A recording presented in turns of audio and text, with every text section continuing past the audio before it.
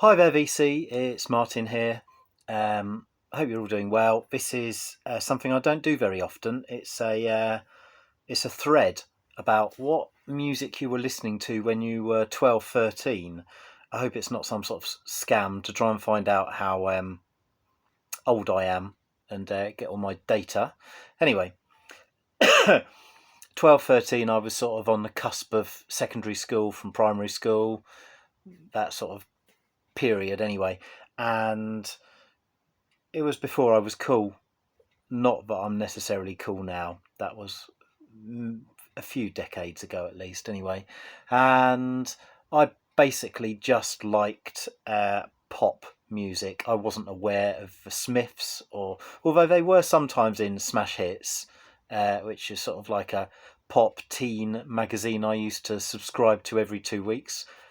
I still have them all somewhere at my mum's house.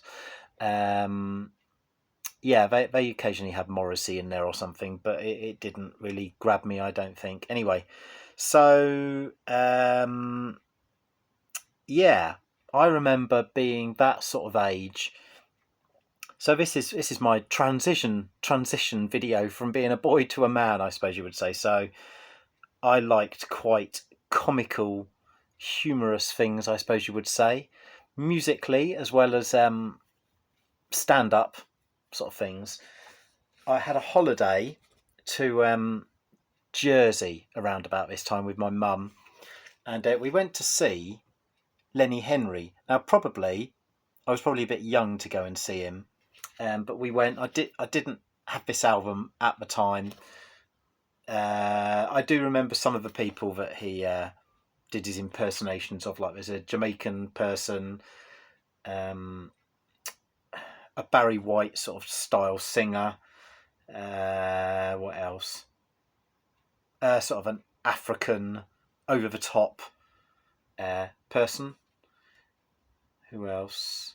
London sort of guy called Delbert Wilkins. And yeah, so we've been to see him. And I remember we went to Jersey and records were VAT free. Now, unless my memory is totally wrong here, I bought the Roland Rat album. Yes, ladies and gentlemen. So here you've got Errol the Hamster, Roland Rat, his younger brother Reggie, Kevin the Gerbil, and Roland Rat actually, although he was a bit of an egotistical person with condom-shaped ears, he had a girlfriend called Glynis. I presume that she was a rat. I can't quite remember. Anyway, yeah, so it's basically sort of a bit like Alan Partridge character, I suppose. Quite obnoxious, sort of know-it-all, and also on suited to breakfast time television, I suppose. Anyway, so I bought this. This is not my original copy. I probably had a poster. I don't remember a mobile. The songs are quite a load of piffle, to be honest with you. There's a couple of cheesy versions. There's a Summer Holiday, the Cliff song, and Oh, He Does Love Me Tender as well. Elvis Presley song. So on this same holiday, from what I recall, after buying that, I somewhere along the lines upgraded. I didn't know the first Madonna album, so I bought this one, the Madonna Like a Virgin, and there's the back of it. So this is my as far as I know, this was my first love, I suppose you would say, in the pop field. Always like that picture there of her just getting out of bed or whatever. What can I say? You know, she doesn't look like that anymore, does she, folks? But yeah, so I remember being at a younger school disco. There was a girl in my class, I think. She overdid it on the makeup, but I think I quite liked her, and I think I quite liked this record, Strawberry Switchblade Since Yesterday. There's a few other singles here that would have been going down at the disco. I don't know if they would have played all of these, but this is what I was listening to at the time. There was definitely a lot of, the girls probably like Duran Duran and Spandau Ballet and whatnot, and Aha. Yeah, that one. Yeah, Frog Chorus. We've got the comedian Rory Bremner with his parody of 19 by Paul Hardcastle.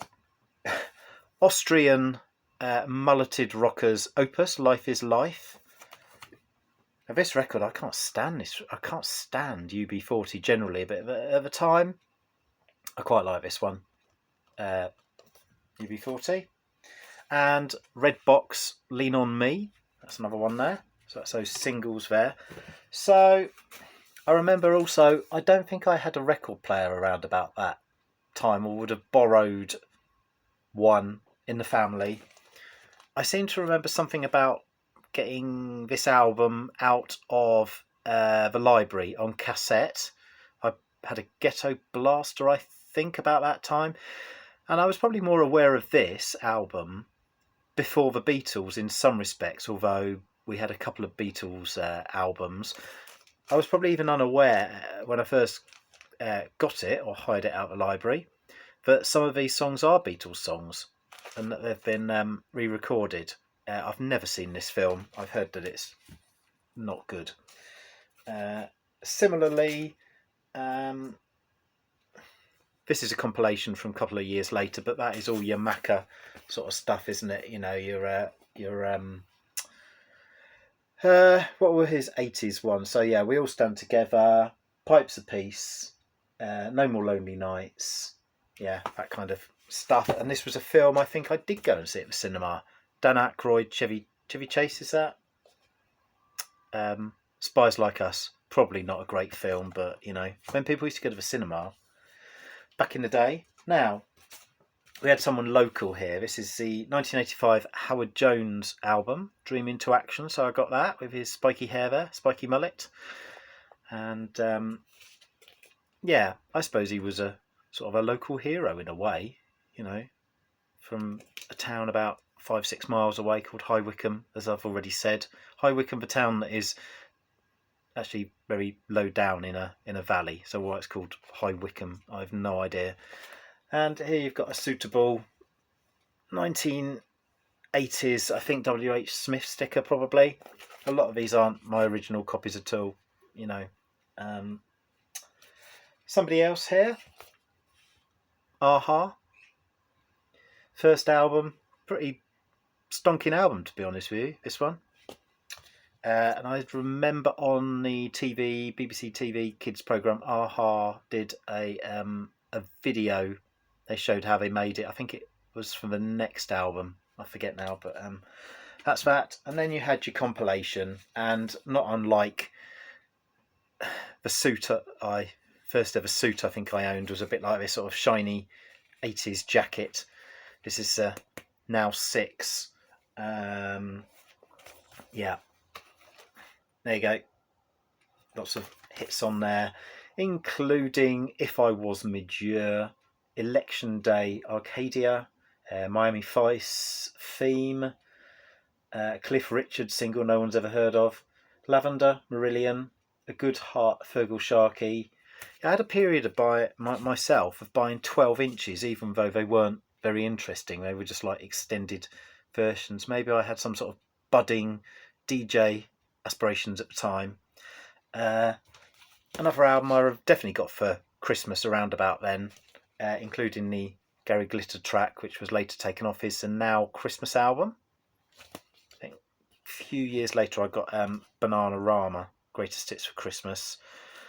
And that is probably about it, except within a couple of years, the whole rock thing was going on at my secondary school. So some people like Def Leppard and probably just about Guns N' Roses. I think they were just about there then. So I don't think I had Walk This Way, but I had some Beastie Boys. I had that, which has got a couple of the main hits on it. And then I had the album as well.